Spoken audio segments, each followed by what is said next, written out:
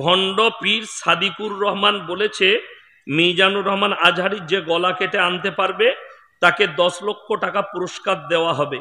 এই বিষয়ে আপনার কিছু বলুন। তো তার সাহস থাকলে কাটবে।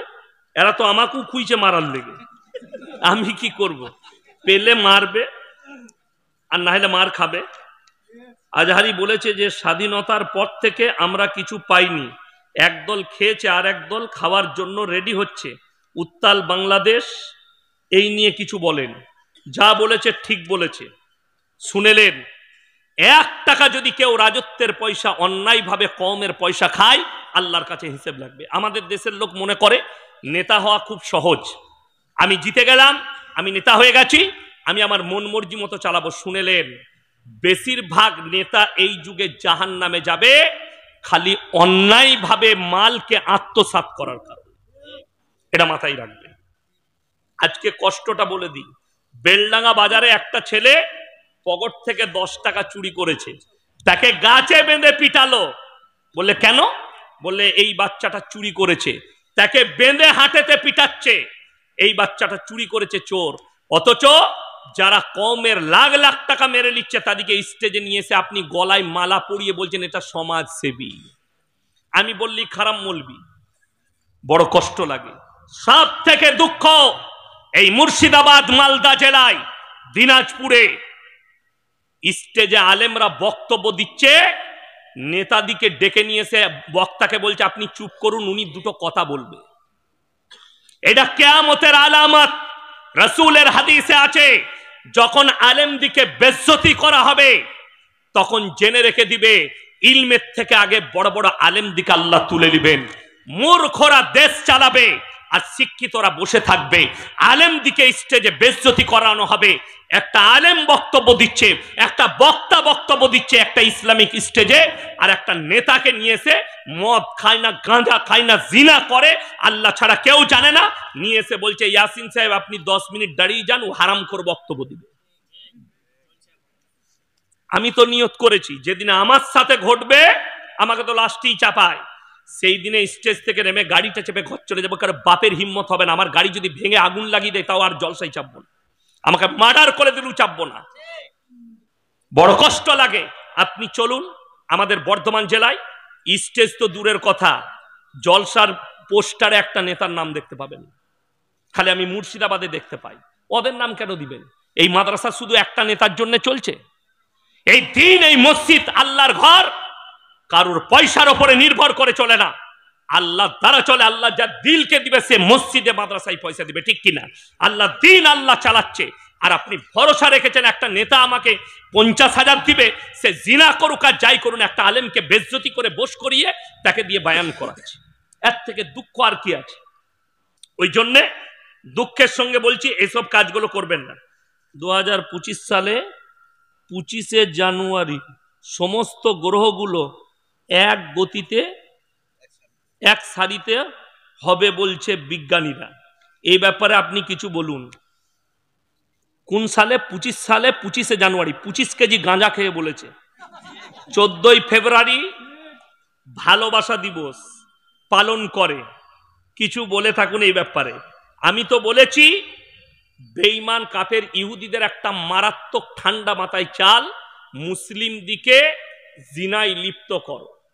14ই ফেব্রুয়ারি ভালোবাসা দিবস নয়, বেশ্যা দিবস, দেহ ব্যবসা দিবস।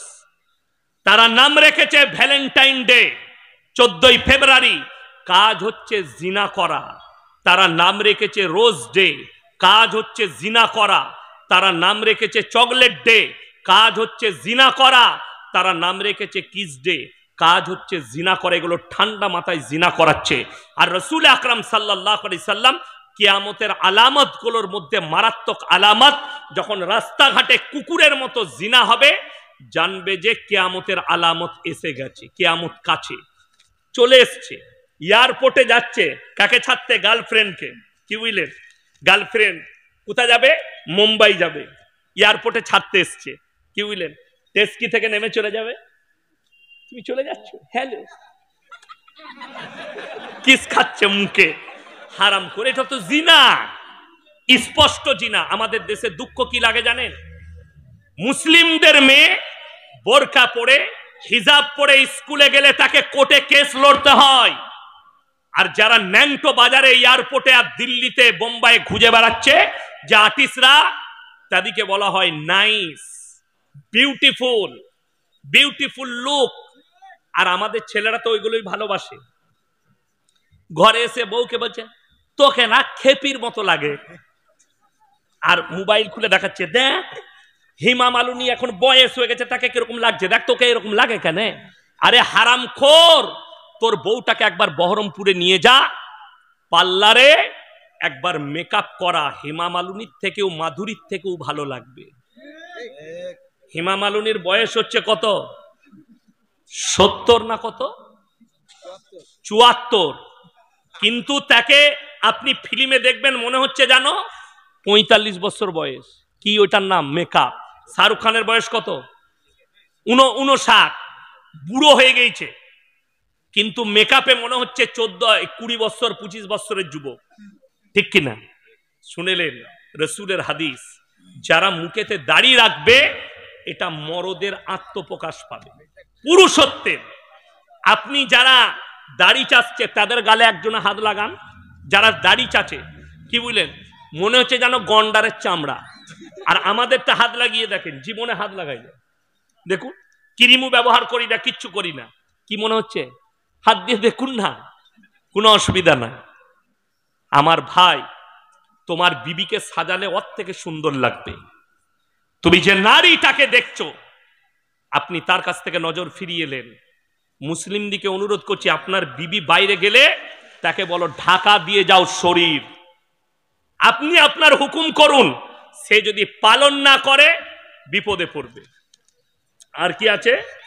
ভারত বাংলাদেশ সীমান্তে বিটিএস জওয়ান ও কৃষকদের, বিজেপি জওয়ান ও কৃষকদের সংঘর্ষ হচ্ছে, এ ব্যাপারে কিছু আপনি বলুন। আমি জানি দিয়েছে না দেয়নি। লিবাসে তাকওয়া বলা হয়েছে রাসূলকে, যার কারণে শরীর ঢাকা ফরজ, সাতার আপনি বার করতে, সাতার বার করা হারাম। যেমন একটা নারী, তার জন্য পর্দাকে ফরজ করা হয়েছে। যদি পর্দার কোনো সিস্টেম ইসলামে থাকতো না, নারীদের জন্য পর্দার ফরজ আসতো না, তাইলে যা ইচ্ছা তাই পোশাক পরতো, কোনো দোষ ছিল না। কিন্তু পর্দা যেদিন থেকে ফরজ হয়েছে, সেই দিন থেকে কোরআনে আছে ওয়াদরিব খুমুরিহিন্না আলা জুনুবিহিন, নারী তুমি নিজেকে ঢেকে লাও, পর্দা নির্ধারিত করো, তোমরা কোনোদিন ধর্ষিত হবে না, লাঞ্ছিত হবে না। পর্দা কেমন ফরজ আমরা জানি। আপনাকে বলে দিই, চকলেটের দাম কত? 1 টাকা, তাই না? আচ্ছা, ওটা খুলে বিক্রি করে না প্যাকেটের মধ্যে থাকে? বাবা, প্যাকেটের মধ্যে থাকে। আপনি ভেবে দেখুন, 1 টাকার চকলেট, সেটা খুলে দিলে যদি তার ইজ্জত নষ্ট হয়ে যায়, আপনি যদি ওই ইজ্জত মাছি বসার কারণে ওই 1 টাকার চকলেটটার কিনে খাবেন না, ওর ইজ্জত আপনার কাছে শেষ হয়ে গেল। আপনি ভেবে দেখুন, আপনার বিটির কতটা আল্লাহ ইজ্জত দিয়েছে, আপনার মায়ের কতটা ইজ্জত, আপনার বোনের কতটা ইজ্জত, আপনার স্ত্রীর কতটা ইজ্জত, আল্লাহ একটা নারীর কতটা ইজ্জত দিয়েছে। এই চিন্তাধারা যদি আপনার ব্রেনে থাকতো, তাহলে আপনি বুঝতে পারতেন যে 1 টাকা চকলেটের ইজ্জত যদি এতটা হয়, তাহলে আমার মায়ের, আমার বোনের, আমার বিটির ইজ্জত কত। আজকে বাজারে কারা বেশি কথা বলে না? হ্যাঁ, মেয়েরা বেশি, ছেলেরা কম। ছেলেরা লয়। আপনি বেলডাঙ্গা বাজারে দেখতে পাবেন, বড় কষ্ট লাগে। আমি মাঝে মাঝে আলিফ ভাইয়ের দোকানে চা খাই, দাঁড়িয়ে বাজারও করি। সবজির দোকানটা পেছনে আছে, আমি সবজি নিই। তো একদিন আমি সবজি নিচ্ছি, ফল নিচ্ছি, তো জানি না এই এলাকায় বেলডাঙ্গা থানায় কিংবা এই মুর্শিদাবাদেরই মেয়ে, মা বিটি আছে, হয়তো আমার জলসা শুনে হুজুর সালাম আলাইকুম, সালাম আলাইকুম মুখে দিলে হয়, হাতটা বাড়াচ্ছে সালাম আলাইকুম, সালা কি বিপদ, তাই না? আমি বললাম, মা তোমাকে টাচ করা হারাম, তোমাকে দেখাটাও আমার জন্য বেশিক্ষণ হারাম। তুমি মুলাকাত করতে চাইছো, কি দিন বুঝেছে বুঝেলে? এটাকে বলা হয় অন্ধভক্ত। ভক্ত ভালো, অন্ধভক্ত খারাপ। আমাদের দেশে অন্ধভক্ত হওয়ার কারণে সমাজের কিছু লোক জাহান্নামের পথ অতিক্রম করছে। অন্ধভক্ত যেমন আপনাকে বলে দিই, অন্ধভক্ত হলে তারা কিরকম বিপদে পড়বে। আমাদের দেশে কয়েকটা বড় বড় দামি বাবা এখন জেলের কুঠরিতে আছে, জানেন না? জানেন না? রাম রহিম বাবা ধর্ষণ কেসের আসামি, 250টা মেয়েকে ধর্ষণ করেছে তার গুফাতে। কি করে? এসে বলতো, বাবা हमारे बेटियों को आशीर्वाद दे दीजिए। बोले हमारे गुफा में भेज दो। साला गुहार ভেতরে আশীর্বাদ। আপনারা যদি, আমি জলসা করতে এসেছি, যদি বলেন হুজুর আমার মেয়ের জন্য দোয়া করবেন, আমি কি বলবো আল্লাহ তোমার মেয়ের মঙ্গল করুক, আল্লাহ তোমার মেয়েকে সুখী করুক? না আমি বলবো আমার কামরায় পাঠিয়ে দিয়ে তবে দোয়া দেবো? বড় কষ্টের বিষয়। এই বাবা রাম রহিম শুধু এ জেলে নাই, এর ভক্তরা অন্ধ হওয়ার কারণে নিজেদের বিটি দিকে ঠেলে দিত তার গুফায়, আর ও জিনা করত এই সুযোগে। যেহেতু ওরা অন্ধভক্ত, তাদের বিটির সঙ্গে, মায়ের সঙ্গে জিনা করত। রাজা রামপাল জেলের কুঠরিতে বসে আছে, 150টা মেয়ের ধর্ষণকারী বাবা। শুধু ধর্ষণ করি ক্ষান্ত থাকতো না, সে যে 70 বছর বয়স সেই বাবার, সে যে চকলেটটা খেত, চকলেটের দামই হচ্ছে 75,000 টাকা। আপনারা হাসবেন, এ হুজুর পাগল হয়ে গেছে, চকলেটের দাম 75,000? হ্যাঁ, আমেরিকার ওই চকলেটটা কারা খায় শুনেলেন? যারা সেক্স করে, এই চকলেটটা খাওয়ার পরে একবারে 10টা মেয়ের সঙ্গে সেক্স করা যাবে, এত যৌবন ক্ষমতা বাড়িয়ে দিবে। এই বাবা খেত আর 10 জন 15 জন মেয়েকে ধর্ষণ করত গুফায় ডেকে ডেকে, নিজের ঘরে ডেকে। আমাদের দেশে, আমাদের সমাজে কিছু কানা দাজ্জাল পীর বেরিয়েছে, বলছে তোর মাকে ডেকে দে, বোনকে ডেকে দে, আমাদের পার্টি। আমাদের বর্ধমানে আছে, বীরভূমে আছে। হ্যাঁ, বীরভূমে আছে, আমি নাম করব না। এক মাল খুঁড়া মাল পিসে, তার কাছে গেলে বলছে সুগার হোক, জ্বর হোক, সর্দি হোক, ক্যান্সার হোক, এক রাত যদি কোনো মেয়ে তার ঘরে থাকে তার সব রোগ ভালো হয়ে যাবে। ছেলে হচ্ছে না, বলছে মাজারে 3 দিন শুয়ে থাকবি, ছেলে হয়ে যাবে। আমরা শুনেছি স্বামীর পাশে শুলে ছেলে হয়, এরা বলছে মাজারে শুলে ছেলে হবে। কথাটা বুঝতে পারেননি? কত আশ্চর্যের বিষয়। এগুলোকে বলা হয় অন্ধভক্ত। তুমি কবর জিয়ারত করো বুজুর্গানে দিনদের। ইয়াসিন মারা গেছে, আমার মাদ্রাসায় গেলেন, ইয়াসিন ভাইয়ের কোন কবরস্থানে মাটি হয়েছে, আপনি আমার ভালোবাসায় কবরস্থান জিয়ারত করতে পারেন, কিন্তু এমন ভক্ত হবেন না যে কবরে সিজদা দিয়ে আমার কবরে কি হচ্ছে আমি জানি না, আপনি কবরে দাঁড়িয়ে বললেন ইয়াসিন ভাই তোমাকে ভালোবাসতাম, তো আমার একটু বরকত দিও, আমার কি চলছে তুই এসে দেখে যা কবরে। কথাটা বুঝতে পারেননি? আমার কবরে কি হচ্ছে আমি নিজে জানি না, আর ও বাইরে থেকে বলছে। আমাদের দেশে অসুবিধা কি জানেন? আমার আব্বার বয়স হয়েছে 80 বছর। কত বললাম? 80। এখন লোকে দাওয়াত দিয়ে নিয়ে গেলে ধরে ধরে স্টেজে চাপাচ্ছে, বেচারা 40 মিনিট 1 ঘন্টা বলছে। এখন আমার আব্বার শক্তি নাই। ঠিক বললাম না ভুল বললাম? এইরকম কিছু পীর আছে, কানা দাজ্জাল, হারামখোর, খাটে শুয়ে আছে, পানি খেতে পারে না, লোকে পানি খাইয়ে দিচ্ছে চামচে করে, কিন্তু মরে যাওয়ার পরে, কবর হওয়ার পরেই বলছে হুজুরের পাওয়ার বেড়ে গেছে। শালা বেঁচে ছিল, চলতে পারছে না, মরে গেল পাওয়ার বেড়ে গেল, কে বুঝাবে? এগুলো হচ্ছে অন্ধভক্তি। আজকে সমাজ শেষ হয়ে গেছে। কেন? কিছু লোক শেষ করে দিচ্ছে। কোরআন শোনাবো, আপনারা কি মনে করেছেন এই আলেমরা ধোয়া তুলসী পাতা? আমরা অনেক দূরের কথা। আল্লাহ কোরআনে বললেন, সূরা আরাফ একবারই প্রথম পৃষ্ঠা, ফালানাসআলান্নাল্লাযীনা উরসিলা ইলাইহিম ওয়ালানাসআলান্নাল মুরসালিন। আমি আল্লাহ রাব্বুল আলামিন, মৌলবি মুল্লা পীর ফকির এরা অনেক দূরের কথা।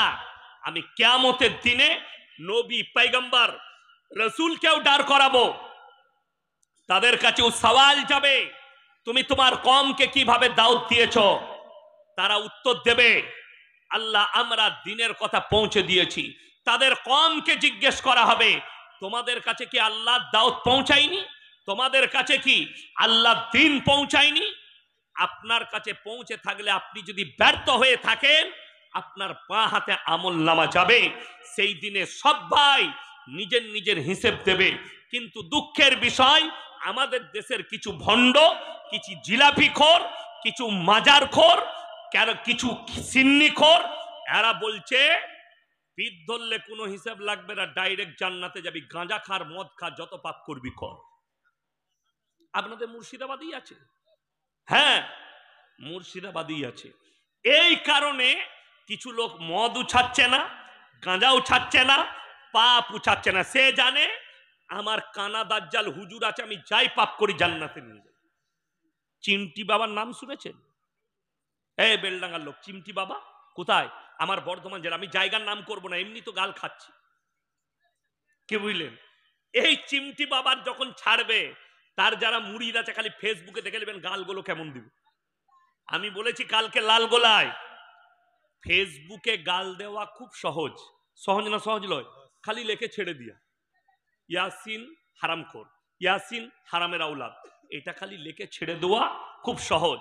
আমি বলেছি বাপের বেটা হলে একবার স্টেজে এসে দেখাবি গাল দিয়ে। এইখানে যদি গাল দেয়, সে আর ঘর যাবে, আমাকে কিছু করতে হবে না। আছে লোক, ঠিক বললাম না ভুল বললাম? তাকে থানায় নিয়ে যাবে, আর তা না হয় স্ট্রেচারে শুয়ে ঘর যাবে। এখানে যদি দাঁড়িয়ে কেউ মা বোন তুলে আমাকে গাল দেয়, এটা ছেড়ে দিবে?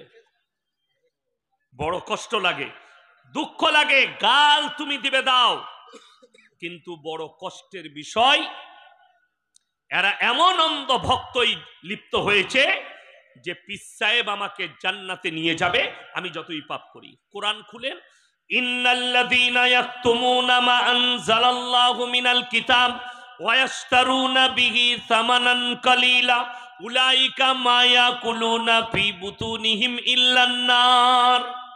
হে আমার নবী বলে দাও, তারা কিছু এমন হুজুর থাকবে, বলবি থাকবে, আমার কোরআনের আয়াতকে লুকুবে খালি পেট চালাবার জন্য।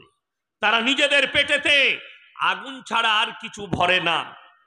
আজকে কষ্ট লাগে, দুঃখ লাগে, বেদনা লাগে এই সমাজের প্রতি। এরা নামাজ ছেড়েছে, হুজুরের ওপরে বিশ্বাস করে। এরা রোজা ছেড়েছে, হুজুরের ওপরে বিশ্বাস করে। ওই চিমটি বাবার কাজ কি জানেন? বর্ধমানে তার মারাত্মক কাজ, বলছে বছরে একবার ওরস হয়, তার ওরসে গাদা মুরিদ জুগার হয়। কারা? সারা বছর যা পাপ করেছ আমি চিমটি মেরে তুলে নেব। চিমটি মারবে, গুনাহগুলো টেনে নিবে ও। আমি বলি, ও যে লোকের গুনাহগুলো টানছে, ও রাখছে কোথায়? তো ও তো ইবলিসের বড় বাপ হবে, সব পাপগুলো তো ওর কাছে। কথাটা বুঝতে পারেননি? এ হারাম করে থেকে বড় হারাম করে পৃথিবীতে কেউ আছে? অথচ সে গাঁজা খায়, অথচ জিন্দেগিতে নামাজ জুম্মাটা পর্যন্ত হারাম করে পড়ে না, অথচ লোকের বলছে গুনাহগুলো তুলে নেয়। আশ্চর্যের বিষয়। একজন আছে বর্ধমানে, বীরভূম আর বর্ধমানের বর্ডারে, আমি জায়গার নাম করব না, সে বলছে নামাজ কন্টেকে নেয়। নামাজের কন্টেক্টটা মানে তোকে আর নামাজ পড়তে হবে না, তুই ওকে 1000 টাকা দিবি, 1 বছরের নামাজটা ও পড়ে দিবে। হ্যাঁ, তার ওরসেও লোক হয়, তারও মুরিদ আছে। আশ্চর্যের বিষয়, কত দুঃখের বিষয় যে তোকে আর নামাজ পড়তে হবে না, তুই যত রকমের পাপ আছে করে যা, জিনা কর, মদ খা, যত রকমের পাপে লিপ্ত হবি হ, আমরা অবশ্যই তোর নামাজটা পড়ে দেব। তাহলে বুঝলেন এরা সমাজকে কিভাবে ধ্বংস করছে। লোক আর নামাজ পড়বে, তার মুরিদ যারা হবে তারা আর পাপ থেকে সরবে, তারা জীবনে সরবে না। গল্প গুজবে শেষ হয়ে গেছে, সমাজকে দুর্নীতিতে ভরে দিয়েছে। এটা সাধারণ মানুষের অপরাধ নয়, আমাদের মতো মৌলবীর অপরাধ। আপনাকে আমি সুদটা হারাম বুঝাতে পারলাম না, স্টেজে এসে গল্প করে পালিয়ে গেলাম। আপনাকে লটারি হারাম বুঝাতে পারলাম না, এসে গল্প করে চলে গেলাম। আমি নামাজটা ফরজ এটা বুঝাতে পারলাম না। আল্লাহর কাছে কি করে এই বক্তারা দাঁড়াবে? গল্প গুজব করে। কার গল্প চলছে? বাপ দাদুর গল্প আর পীরের গল্প। এই গল্প চলছে সমাজের বুকে, যে সমাজকে শেষ করে দিলে। কিছু লোক এরকম আছে আপনার আমাদের সমাজে, যে গল্প গুজবই ভালোবাসে। এমন এমন আজগবি গল্প অমুসলিম ভাইরা টোল করছে যে ইসলাম এরকম ধরনের, ইসলামে গল্পই ভরা, ইসলাম কুসংস্কারে ভরা। আশ্চর্য লাগে। এই মাসটা পৌষ মাস চলছে, আজকে কত তারিখ জানি না, কত আজকে পৌষ মাসে 25 না হলে 26, 25। এর পরের মাসটার নাম কি? মাঘ মাস। আপনারা নদীর এই পারে বাস করছেন, কোথার? গঙ্গার।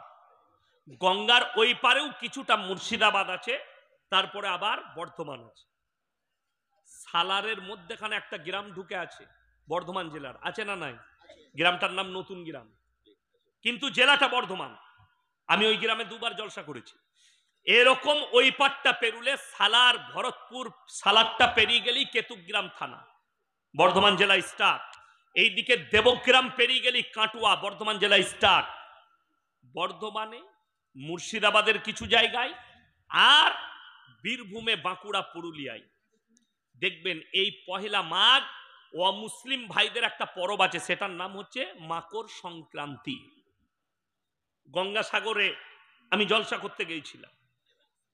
ওই গঙ্গাসাগরে সব গোসল করতে যায় অমুসলিম ভাইরা, ওটা ভারত থেকে আসে, বিহার থেকে, উড়িষ্যা থেকে গোসল করতে আসে। এই দিনে কাজী সাহেব বলে কোনো এক পীর সাহেব ছিল, কি নাম বললাম? কাজী সাহেব। এই পহেলা মাঘ কাজী সাহেবের ওরস হয় কিছু কিছু জায়গায়। কি করে? মেয়েরা ফজরের পরে গোসল করে। অমুসলিম ভাইরা মকর সংক্রান্তিতে গোসল করছে। আমার বর্ধমান জেলায় আছে, আমার আউস গ্রাম, গলসি থানা।